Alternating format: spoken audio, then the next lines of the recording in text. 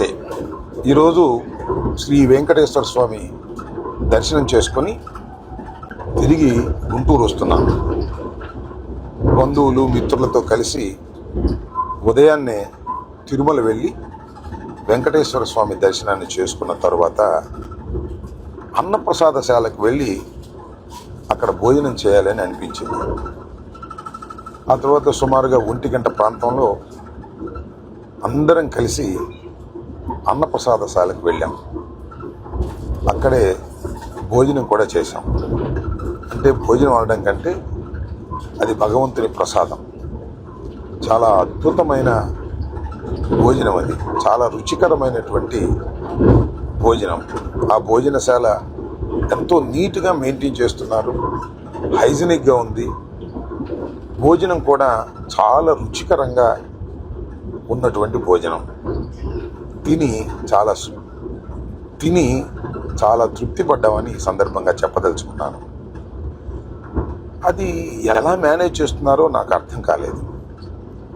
రోజుకి కనీసం 90,000 మందికి అక్కడ భోజన సదుపాయాలు ఏర్పాటు చేస్తారు.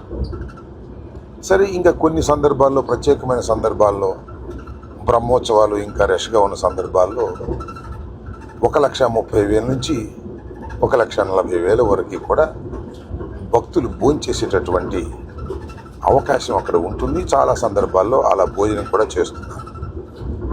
రుచికరంగా భోజనం పెట్టడమే కాకుండా చాలా శుభ్రమైనటువంటి భోజనాన్ని పెడుతున్నారు. దీనికి దేశవ్యాప్తంగా అనడం కంటే ప్రపంచవ్యాప్తంగా ఉన్నటువంటి వెంకటేశ్వర స్వామి భక్తులు చందాల రూపంలో ట్రస్ట్కి ఇస్తున్నారు. నాకు తెలిసిన సమాచారం ప్రకారం 2,700 కోట్ల రూపాయలు ఇవాళ అక్కడ అక్యుములేట్ అయి ఉంది. దాని వడ్డీతోనే వీళ్ళందరికీ కూడా భోజనాలు పెట్టేటటువంటి పరిస్థితి అక్కడ ఉన్నది అని తెలిసి నేను చాలా ఆశ్చర్యపోయాను. ఇది 1985 నుంచి కూడా ఇప్పటి వరకు కూడా ఎక్కడ ఏ రకమైన ఇబ్బంది లేకోకుండా తృప్తికరమైనటువంటి భోజనాన్ని వెంకటేశ్వర స్వామి యొక్క ఆశీస్సులతో జరుగుతుందంటే ఇది చాలా గొప్ప విషయంగా నేను భావిస్తున్నాను. ప్రపంచంలో చాలా అరుదుగా మాత్రమే ఇలాంటి గొప్ప విషయాలు జరుగుతాయి. అది వెంకటేశ్వర స్వామి మహత్యం వల్లనండి, ఆయన ఆశీస్సుల వల్లనండి ఇలా జరుగుతూ ఉంది. నేను మీ అందరికీ చెప్పేది ఏంటంటే, ఇప్పుడైనా అవకాశం ఉన్నప్పుడు దర్శనం అయిపోయిన తర్వాత మధ్యాహ్న భోజనానికో, ఉదయం బ్రేక్ఫాస్ట్, సాయంత్రం దాకా కూడా కంటిన్యూస్గా బ్రేక్ఫాస్టు, లంచ్, సాయంత్రం దాకా కూడా భోజనాలు పెడుతూ ఉంటారు. అవకాశం ఉంటే వెళ్ళి భోంచేసి తృప్తిగా, సంతోషంగా ఆ భగవంతుడి ఆశీస్సులు మీరు పొందాలని నేను హృదయపూర్వకంగా కోరుకుంటున్నాను.